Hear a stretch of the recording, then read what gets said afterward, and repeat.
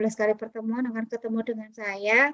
Cuma nanti saya akan minta dari teman-teman, jika memungkinkan nanti kita bisa dalam 1 minggu itu pertemuannya 2 kali, karena saya harus mengejar segera selesai begitu. Kalau dari sisi jadwal, kalau untuk angkatan 19 saya cek di sini kalian masih ada waktu kosong itu di hari Jumat siang ya. Jumat pagi, Jumat siang kosong. Ya, Senin Selasa pagi saya. Yaitu ada kosong Jumat pagi atau siang. Adakah yang mungkin di Jumat pagi atau siang ada yang mengulang atau ikut di mata kuliah lain? Terkhusus yang wajib mengikuti kuliah ini saja, yang bukan MBKM. Ada? Tidak ada ya. Kalau begitu, apakah mungkin teman-teman berkenan kalau mungkin kita akan menjadwalkan untuk swamedikasi ini di hari Rabu dan Jumat?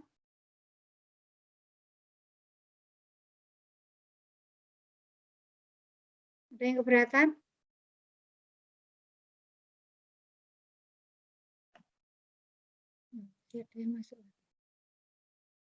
Oke, kalau tidak keberatan, sementara nanti kita coba untuk jadwalkan hari Rabu dan Jumat ya di mata kuliah swamedikasi.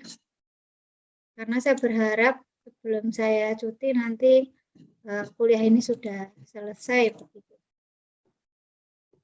Oke, baik. Ini adalah pertemuan pertama untuk mata kuliah swamedikasi.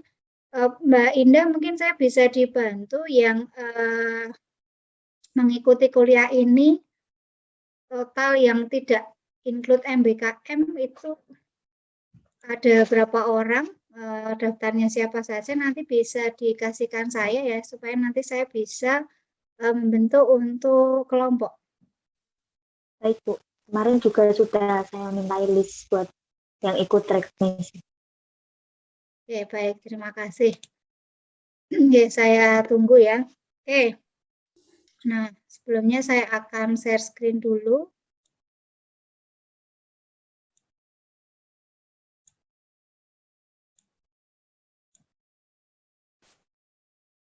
Ya, sudah terlihat screen saya? Ya, baik. Ya, untuk pertemuan pertama ini saya jadwalkan kita akan sampaikan dulu terkait dengan kontrak pembelajaran untuk swamedikasi, dan juga nanti akan ada sedikit kuliah pengantar ya, teori terkait dengan swamedikasi begitu. Untuk RPS swamedikasi, jika teman-teman menghendaki, nanti juga bisa dilihat ya di Spada gitu. Nah, jadi untuk swamedikasi ini kenapa kita berikan gitu ya? Kenapa kok swamedikasi itu diberikan di menjadi kuliah pilihan di farmasi S1 ya? Karena kita tahu bahwa swamedikasi itu adalah bagian dari pelayanan farmasi klinik ya, pekerjaan farmasian yang dilakukan oleh apoteker di apotek. Nah, di sini untuk aturan dari perkuliahan swamedikasi ini ya, sama halnya dengan mata kuliah yang lain ya, kita sesuaikan dengan aturan yang sudah berlaku bahwa kuliah itu mungkin akan dilaksanakan secara luring dan juga daring ya. Jadi ada dua kemungkinan ini.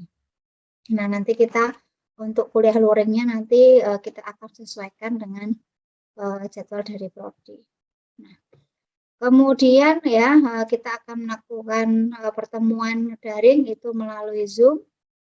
Dan untuk beberapa materi ini untuk Spada memang saya masih terkendala untuk bisa menambahkan activity di Spada ya. Jadi ini Spadanya belum saya tambahkan terkait dengan materi-materi. Saya masih koordinasi dengan Bu Maya karena kelas di Spada kebetulan yang membuat adalah Bu Maya, pengampunya yang sebelumnya.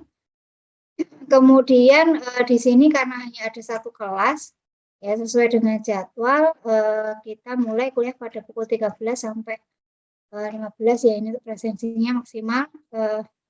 Silahkan yang tadi belum presensi, sudah lebih dari jam 13, silahkan bisa mulai mengisi presensi di ujian. Ya, dan tolong ini menjadi perhatian, tanggung jawab bagi semuanya juga. Jangan sampai ada yang terlewat untuk melakukan presensi. Ya, kemudian sama halnya dengan mata kuliah lain ya, jadi untuk informasi terkait juga tugas, materi itu nanti akan diakses melalui Pada dan kemudian terkait sistem pembelajaran di kuliah ini nanti akan ada pembagian kelompok ya untuk case study. Meskipun mungkin pembagian kelompoknya ini nanti apa namanya mungkin akan saya rolling gitu ya dari beberapa topik gitu. Nah itu untuk kuliah sama medikasi. Dan saya mengharapkan sebisa mungkin yang bisa on cam silahkan untuk bisa on cam ya pada saat pertemuan seperti ini karena ini kan kita tidak banyak orang ya. Jadi kelasnya adalah kelas kecil. Saya mau interaksi kita lebih baik lagi ya. Semuanya bisa aktif sehingga nanti saya juga akan lebih mengenal ke adik-adik 2019. Oke, nah ini untuk rencana pembelajaran kita selama 1 semester ini. Ya, jadi ini adalah ruang lingkup dari penyakit-penyakit atau gejala-gejala yang dapat diatasi dengan medikasi. Nah, nanti akan kita bahas lebih dalam, lebih lanjut lagi pada saat studi kasus. Ya. Tetapi sebelum itu kita tentunya harus mengawali dulu dengan regulasinya ya, jadi dasar hukumnya ya terkait dengan sebenarnya batasannya medikasi itu yang seperti apa, kemudian obat-obat apa saja yang nantinya bisa digunakan atau bisa direkomendasikan di dalam memberikan pelayanan medikasi. Nah itu nanti akan kita bahas ya dalam topik regulasi dan peran apoteker dalam medikasi nanti untuk di pertemuan yang kedua. Nah ini nanti metodenya adalah learning journal dan juga diskusi kasus. Jadi nanti saya akan mengawali ini dengan meng-share beberapa pertanyaan pemantik untuk diskusi ya. Nanti akan saya share melalui Spada. Kemudian untuk yang topik ini nanti sifatnya dikerjakan secara individu, tetapi nanti akan ada diskusi di dalam kelompok begitu. Kemudian selanjutnya kita akan membahas ke materi medikasi pada gangguan pernafasan ya. Tentunya ini hanya pada gejala-gejala yang memang boleh dilakukan medikasi ya. Jadi tidak semua kasus atau gejala pada gangguan respiratori yang bisa kita atasi. Kemudian pada mata, kemudian kondisi nyeri, ya. Kemudian ada gangguan pencernaan dan juga pada gangguan kulit. Nah itu untuk ruang lingkup terkait dengan penyakit atau gejala keluhan yang bisa diatasi dengan medikasi. Nah, ada tambahan di sini adalah peran terapi obat tradisional dalam medikasi karena pada kenyataannya di lapangan juga banyak ditemui kasus-kasus pengobatan sendiri itu dengan memanfaatkan terapi dengan menggunakan obat tradisional. Gitu. Nah, kemudian di pertemuan sebelum UTS dan UAS ini akan ada review. Nah, kalau dari yang sebelum-sebelumnya kita hanya studi kasus, nah pada review ini nanti kita akan melakukan simulasi. Ya, jadi nanti teman-teman akan berpraktek sebagaimana menjadi seorang apoteker yang nantinya melakukan pelayanan medikasi. Nah, nanti kasusnya bagaimana ya? Nanti kasusnya dari kasus-kasus yang sebelumnya sudah pernah kita bahas ya dari case study-nya, itu kemudian akan kita koleksi, kemudian nanti akan kita acak. Nah, harapan saya nanti karena ini cuma bersedikit, semuanya nanti bisa melakukan simulasi.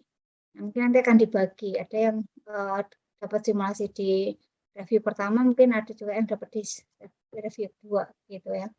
Supaya nanti dapat pengalaman yang sama.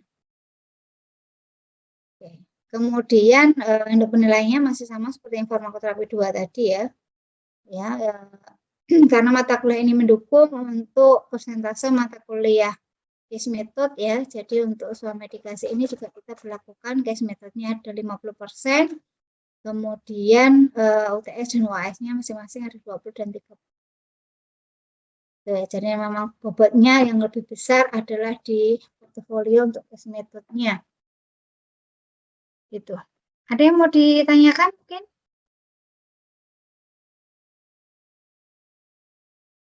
Silahkan mungkin kalau ada yang belum jelas.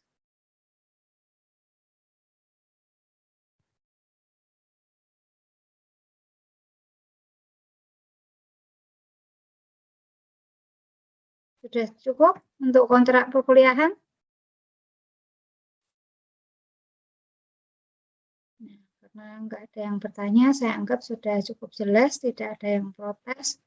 Ya ini kebetulan putri semua ya. Tadi kayaknya ada Mas Tamam tadi ya.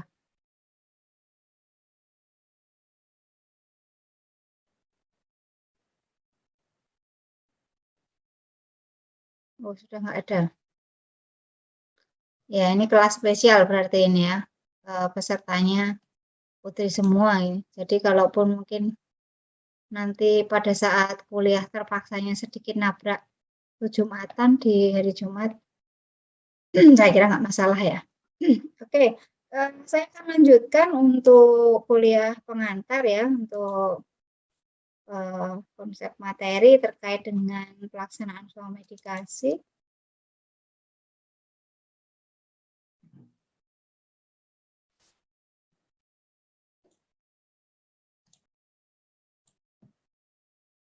Oke, sudah bisa dilihat screen saya?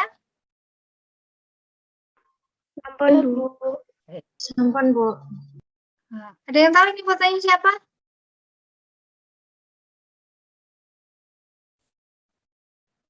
Yeni. Narsis ini ya. Ya ini kebetulan saya ambil pada saat praktek di apotek ya. Pada saat melakukan pelayanan swamedikasi. Ini sayangnya ini pasiennya kepotong ini. Nggak muncul karena ini saya ambil, saya potongkan dari video yang kami susun. Oke, nah tadi sedikit saya singgung ya, kenapa kita melakukan pelayanan swamedikasi atau apa dasarnya ya, legalitasnya kita boleh melakukan pelayanan swamedikasi gitu ya. Nah, di sini yang jelas itu tertuang pada Peraturan Menteri Kesehatan Nomor 73 Tahun 2016 tentang standar pelayanan kefarmasian di apotek. Jadi swamedikasi ini adalah bagian dari pelayanan apoteker di bidang farmasi klinik ya. Jadi kalau kita bicara farmasi klinik itu tidak melulu terkait dengan pelayanan resep saja ya, tetapi kalau di apotek itu adalah juga termasuk di dalamnya adalah pelayanan non resep ya, yaitu swamedikasi. Nah, ini yang menjadi legalitasnya kita gitu ya. Nah, kemudian hal ini kemudian diatur ya. Kebetulan untuk Permenkesnya ini kan memang selalu diperbarui ya. Jadi untuk yang terbaru tahun 2016. Kemudian ada pedoman ya, ada aturan yang bisa diacu di dalam kita melakukan pelayanan kefarmasian ya. Pelayanan kefarmasian ini ruang lingkupnya cukup luas ya, baik itu dari manajerial maupun dari pelayanan farmasi klinik ya. Termasuk di dalamnya juga swamedikasi. Nah, ada pedoman yang disusun kerjasama antara Kementerian Kesehatan dengan PPIAI ya, Pengurus Pusat Ikatan Apoteker Indonesia. Nah, itu membentuk pedoman Good Pharmacy Practice ya, cara pelayanan kefarmasian yang baik. Nanti teman-teman bisa juga nanti mengakses ya. Nah, kemudian kalau dulu ya, pada aturan yang lama itu farmasi itu boleh melakukan yang namanya adalah pelayanan obat wajib